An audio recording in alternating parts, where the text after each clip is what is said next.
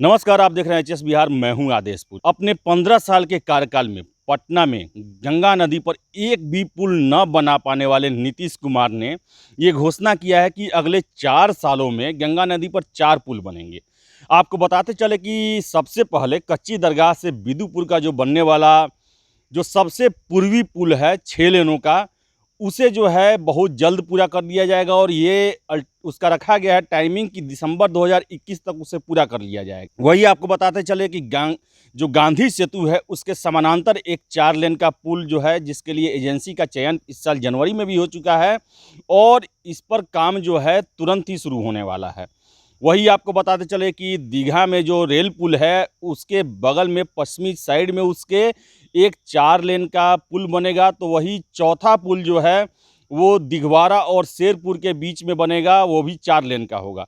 तो इस तरह 24 लेन का पुल का जो प्रपोजल है, जिसे बिहार सरकार ने कहा है कि इसे 4 सालों में पूरा करेगी और इसके लिए अगर धन की कमी होती है तो राज्य सरकार अपने रिसोर्स से इसे पूरा करेगी। लेकिन सबसे बड़ा प्रश्न ये है कि पिछले 15 सालों से नीतीश कुमार का शासन है और नीतीश कुमार ने जो कच्ची दरगाह और बिदुपुर जो पुल है 6 लेन का पुल जो बनने वाला था, इसके लिए बहुत पहले ही इसकी नींव रखी थी।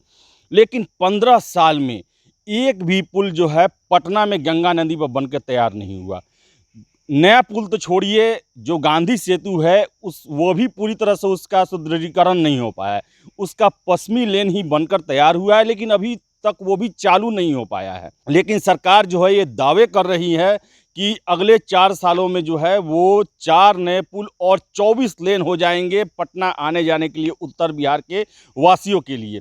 अब सबसे बड़ी बात यह है कि पिछले 15 साल में एक भी पुल न बना पाने वाले नीतीश सरकार क्या इसे चुनावी जुमला के रूप में प्रयोग कर रहे हैं, या फिर उनकी इच्छा शक्ति है कि गंगा नदी पर 24 लेनों का पुल बनकर तैयार हो पाए। आपको बताते चले कि जो गांधी सेतु है, वो गांधी सेतु की रिपोर्ट जो आ रही थी, कब से आ रही थी कि वो जर्जर हो चुकी है। हालांकि इस पर काम शुरू हुआ और उसके पश्चिमी जो लेन है उसका ढांचा को पूरी तरह से बदल दिया गया है और आशा ये की जा रही है कि इस महीने में ही ये पुल चालू हो जाएगा और इसके बाद से उसके पूर्वी लेन को ढाने का काम शुरू किया जाएगा और उस पर नए सिरे से उसका स्ट्रक्चर बदला जाएगा, जिसमें भी 1.5-2 साल कम से कम समय लगेंगे। तो देखने वाली बात है, आज समाचार पत्रों में ये खबर जो है काफ़ी महत्वपूर्ण इसको जगह मिली है और इसे दिखाया गया है। लेकिन ये सोचने वाली बात है कि क्या ये नीतीश सरकार के सिर्फ हवाई घोषणाएं हैं या ये ज़मीन पर उतरेंगे, क्योंकि पिछले 15 सालों में हर एक साल जब भी बजट पेश होता है या जब भी सरकार चुनाव में जाती है, चाहे लोकसभा का चुनाव हो या विधानसभा का चुनाव हो, पटना में गंगा नदी पर पुल का चर्चा हमेशा होता है। लेकिन अभी तक एक भी पुल बनकर तैयार नहीं हुआ है और पीपा पुल के भरोसे जो है काम चलाना पड़ता है। जबकि आपको बताते चले कि बिहार में 4 शहर जो है स्मार्ट सिटी में जोड़े गए हैं, जिसमें पटना भी एक है और पटना और मुजफ्फरपुर के बीच जोड़ने के लिए एकमात्र जो है वो गांधी सेतु पुल है, जिसे राज्य सरकार के अंडर में है। दीघा वाला पुल जो है वो 2 लेन का है, वो रेलवे के अंडर में है और रेलवे ने उस पर भारी ट्रकों की आवाजाही पर रोक लगा रखी है। तो वही गांधी सेतु भी भारी ट्रकों की आवाजाही के चलते कितनी बार बंद होती है। तो ये जो है व्यापार और लोगों की आने जाने में बहुत बड़ा एक राह में रोड़ा बन के उभरती है गंगा नदी को पार करना।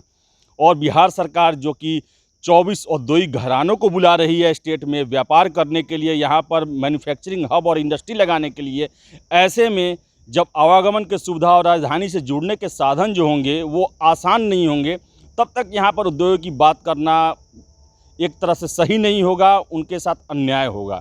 अब देखने वाली बात है कि बिहार सरकार 4 सालों में दावा कर रही है, ये पुल 4 साल में बन पाते हैं या नहीं, या नीतीश कुमार का ये सिर्फ ये खोखला बयानबाजी रहता है, ये समय बताएगा। फिलहाल इस वीडियो में इतना ही। अगर आपको हमारा वीडियो पसंद आए तो इसे लाइक करें, शेयर करें, हमारे चैनल एचएस बिहार को सब्सक्राइब करना ना भूलिए। आपका बहुत बहुत धन्यवाद।